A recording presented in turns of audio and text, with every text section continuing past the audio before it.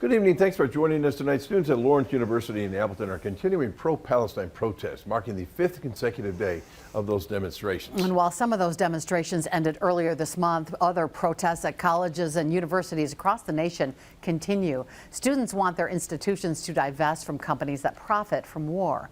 New at 10, Emily Riley explains what the demonstrators at Lawrence want and why the university administration is asking them to move.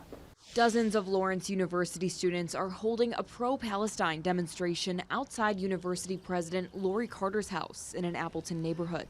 One protester we spoke with says it's a peaceful demonstration, and they're hoping the administration will listen to their requests. We are out here trying to get divestment from fossil fuels, from companies that are invested in genocide, in Israeli companies, any war manufacturers, any weapons manufacturing. This week, the school administration issued new demonstration guidelines for students, like prohibiting megaphones and allowing 4 specific locations to protest. Our money, our tuition is going into this university, and they don't respect us, they don't listen to us. In response, the university released a statement Thursday night addressing the demonstration. They said, in part, quote, President Carter's home is a private residence in a residential neighborhood. Neighbors have expressed concern due to the noise. The Appleton Police Department presence is a result of calls from the neighbors, not from the university. We respect community members' right to peaceful protest, and we will continue to prioritize community members' safety.